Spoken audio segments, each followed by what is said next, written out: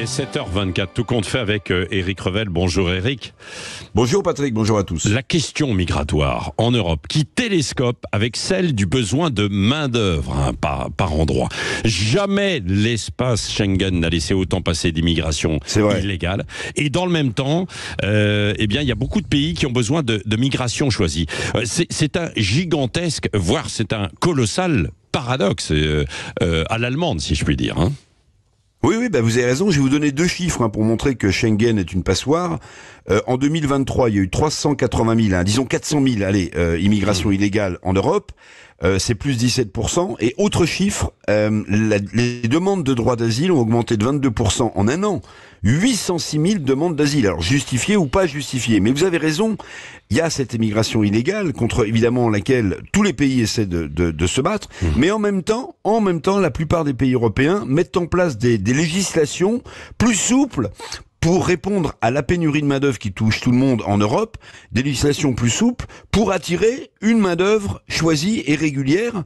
Pourquoi ? Parce que la population vieillit partout en Europe et pas seulement en France, parce qu'il y a des millions de départs à la retraite et parce que la démographie en Europe est en berne. Oui, c'est ça. Alors, l'Allemagne a ouvert en grand ses portes. Aujourd'hui, il y a un autre discours, enfin, quoique. Et les besoins en Allemagne comme en France de salariés immigrés sont-ils si importants que ça ?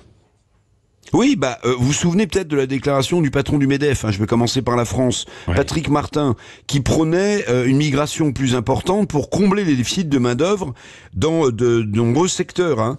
C'est la fameuse idée, évidemment, de titre de séjour. Vous vous en souvenez dans la loi immigration, le titre de séjour pour régulariser des salariés sans papier qui travaillent dans des métiers en tension. Mais en réalité, quand vous regardez, et je vais vous parler de l'Allemagne, le scénario, il se produit quasiment partout en Europe. Les pays européens recherchent des salariés, je regardais dans quel secteur, dans l'informatique, dans la santé, dans l'éducation, dans la métallurgie, la mécanique et les transports. Et en Allemagne, écoutez bien, en Allemagne, la situation est incroyable.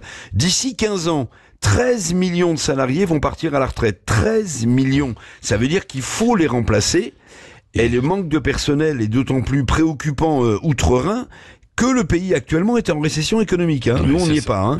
Du coup, l'Agence fédérale pour l'emploi en Allemagne estime qu'il faut 400 000 arrivées nettes par an pour essayer de relancer l'économie allemande. Mais là, on parle pas d'immigration illégale, bien sûr. On parle d'une immigration économique choisie. Oui, et pratiquement partout en Europe, il y a des législations qui sont mises en place, justement, pour accueillir cette main-d'œuvre pour le travail, jusqu'à la Hongrie de Viktor Orban.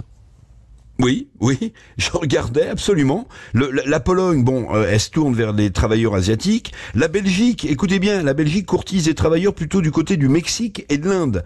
Et la Hongrie de Viktor Orban, Viktor Orban, le nationaliste, il opère sa mue politique en quelque sorte sur la question migratoire, parce que Orban a évoqué en 2023 la possibilité d'aller jusqu'à 500 000 travailleurs invités. C'est comme ça qu'on parle de migrants choisis en Hongrie, travailleurs invités.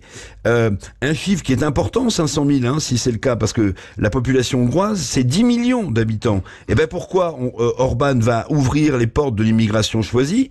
Parce que là aussi, il faut qu'il satisfasse aux besoins du patronat hongrois qui dit avoir besoin de main-d'œuvre. Alors, non pas parce qu'il y a beaucoup de Hongrois qui partent en retraite, la Hongrie, c'est un autre problème, c'est parce que eux, ils sont en situation de plein emploi, mais ils ont besoin d'une main-d'œuvre qualifiée pour tenir leur économie. Donc, vous voyez, entre les discours politiques, entre la question de l'immigration illégale et celle d'une migration légale pour faire tourner les modèles économiques dans nos vieux pays, entre guillemets, européens en panne de démographie, il y a souvent un écart. Oui, merci Éric.